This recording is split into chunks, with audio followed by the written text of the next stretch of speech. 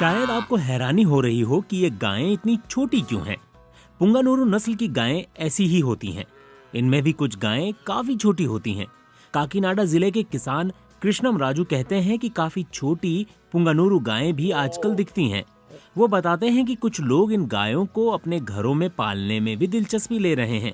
वो आंध्र प्रदेश के काकीनाडा जिले के लिंगमपर्थी में एक गौशाला चलाते हैं। దీన్ని మెయింటెనెన్స్ చాలా తక్కువ ఉంటుంది, హై మెడికల్ వాల్యూస్ ఉంటాయి, ఈజీగా హ్యాండిల్ చేయొచ్చు. ఇప్పుడు ఎంత ఈజీ అంటే అండి, మన పెద్ద మర్రి చెట్టుని చిన్న మర్రి చెట్టు చేసుకున్నాం, పెద్ద కుక్కని చిన్న కుక్క అన్నాం, పాకెట్ డాగ్ అంటున్నాం. అలాగే ఉన్న జాతిని ఈ మీనేచర్ పొంగునర్ అని పేరు పెట్టుకున్నాం మనమే. ఇది మినీ సైజు. ఇప్పుడు రైతు అనేవాళ్ళు లేడు, పెద్ద పెద్ద ల్యాండ్స్ లేవు, మ్యాన్ పవర్ లేదు.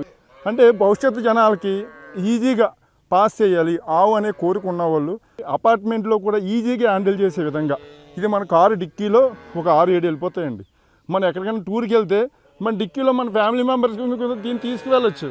पुंगानुरु नस्ल की गायें दूसरी नस्लों की गायों और बछड़ों जैसी दिखती हैं। ये 2 से 3 फुट लंबी होती हैं। इनका वजन 115 से 120 किलोग्राम के बीच होता है। इनका रंग आमतौर पर सफेद और मटमैला होता है। इनका माथा चौड़ा होता है और छोटे सींग इनकी खासियत हैं। उनकी पूंछ जमीन को छूती है। इस गौशाला में जो गायें हैं उनकी लंबाई काफी कम है। केयर टेकर बताते हैं कि वो गायों की देखभाल में काफी पैसे खर्च करते हैं। ఇది 5 ఎకరాలకి 400 యానిమల్కి మాకు నెలకి మినిమం 6 lakhs అవుతుందండి. యాక్చువల్గా అయితే మేము హైజీనిక్గా ఉంటామండి, క్వాలిటీ ఫుడ్డే మెయింటైన్ చేస్తాం. నేను 2011 నుంచి కూడా చేస్తున్నానండి. స్టార్టింగ్ ఒక్క డ్రాఫ్ట్ ఫీడ్ తీసుకున్నానండి. నేను ఏన్షియంట్ ట్రెడిషనల్ సిస్టమ్ రీసెర్చ్ చేస్తూ ఉంటాను. నా నాడీపతి వెటనరీ డిపార్ట్మెంట్లో ఏన్షియంట్ బ్రీడ్ని కొన్ని సెమన్ లిక్విడ్ నైట్రోజన్లో దాస్తారండి. వాళ్ళ దగ్గర నుంచి తీసుకుని దాన్ని 7 తరాలు మినిమైజ్ చేస్తే మీనేచర్ వచ్చిందండి నాకు ఇప్పుడు. అంటే ఇది 2 అడుగుల లోపే. ఎంతో ఆనందం ఉంటుంది, డబ్బుల గురించి కాదండి. कृष्णम राजू ने गौशाला में कर्मचारी नियुक्त किए हुए हैं जो गायों की देखभाल करते हैं।